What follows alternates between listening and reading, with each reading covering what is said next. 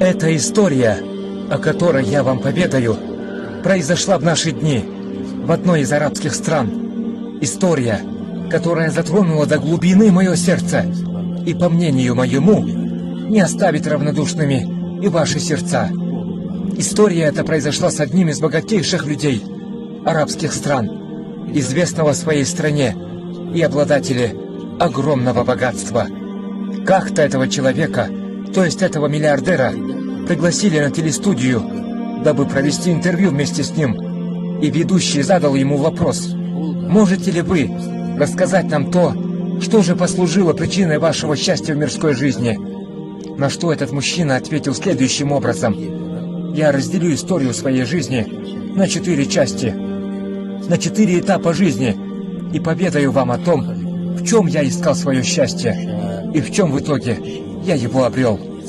Первый этап моей жизни и смысл моей жизни и мое счастье, как мне тогда казалось, было в приобретении всего того, что нравилось мне. Я покупал абсолютно все и ни в чем себе не отказывал, так как мое состояние и мое богатство позволяли мне все это. Однако я не нашел в этом услады жизни и своего счастья.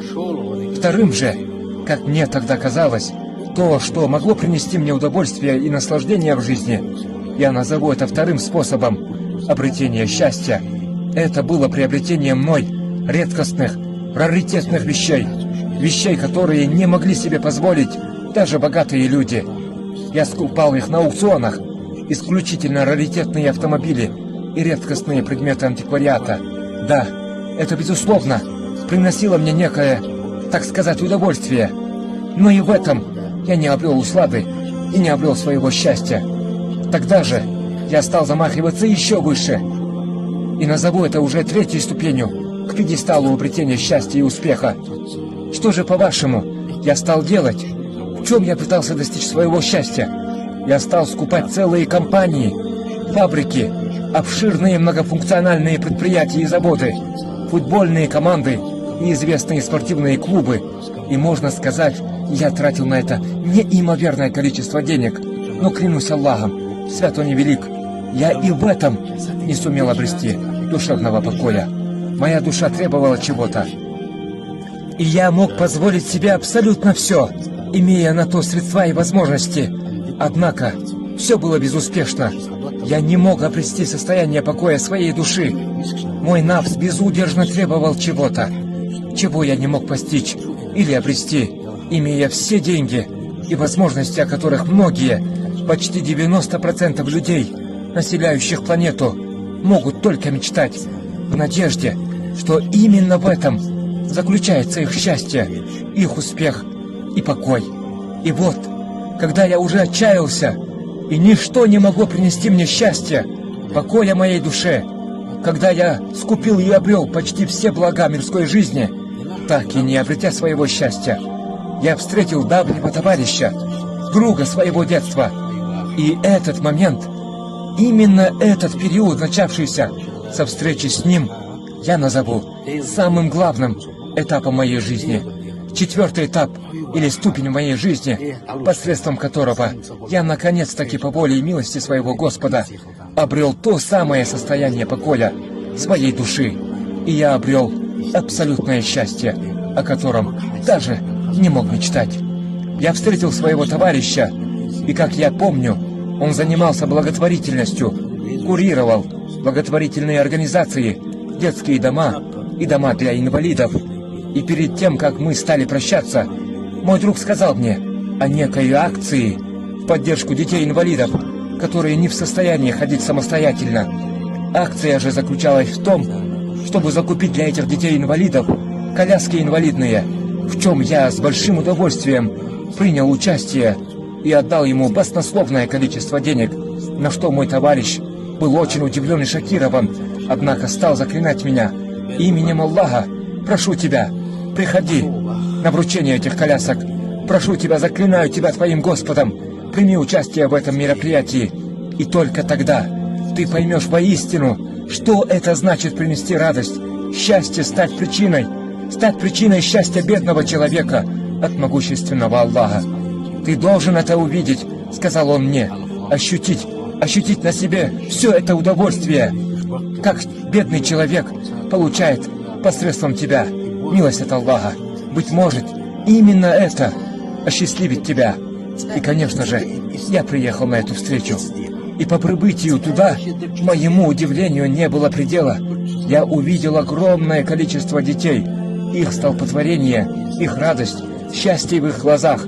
Они были настолько рады и счастливы этому всего лишь маленькому мероприятию.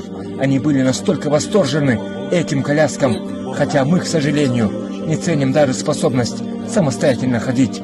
И нет границ милостям Аллаха. И да сделает нас Аллах из числа благодарных рабов. И вы знаете, дорогие братья и сестры, говорит тот человек, я никогда не испытывал такой радости, счастья и наслаждения, подобное тому, что испытал именно в тот день, при виде ликующих радостных глаз этих детишек, которые были осчастливлены лишь колясками, в то время, когда мы же не ценим столько благ и милости от Аллаха, которые получаем повседневно. Вскоре я собрался уходить, говорит он, так как было очень много дел, и немногие, быть может, знают, что у богатых, состоятельных людей времени всегда бывает под отрез, так как в большинстве эти люди заняты зарабатыванием денег и мирских благ, и все их дела бывают расписаны. Я стал уходить, как вдруг чья-то крохотная рука маленького ребенка, схватилась за меня и одернула меня. Я обернулся и увидел маленького крохотного мальчика в инвалидной коляске, который смотрел на меня пристально, и я, недоумевая причины столь пристального его взгляда ко мне, спросил его: «Мальчик, ты что-то хочешь? Скажи, что ты желаешь, и я дам тебе это». Но клянусь Аллахом, ответ этого ребенка изменил всю мою жизнь до и после. Именно он стал причиной того, кем я являюсь сегодня.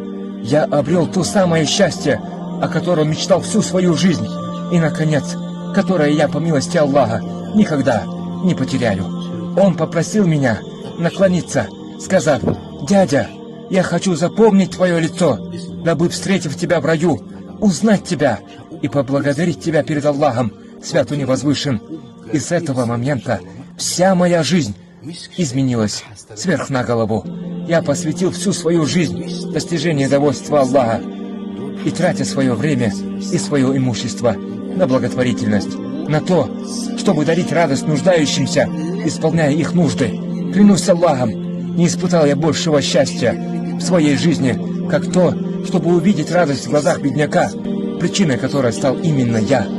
Так заповедую вам, дорогие братья, будьте милосердными в отношении бедняков, будьте мягкими с ними, заступайтесь за них, и если вам совершенно нечем им помочь, то обрадуйте их, хотя бы красивым словом или добрым отношением к ним. Воистину, Аллах дарует вам огромную награду, известную по своей мере только самому Аллаху, свят и возвышен.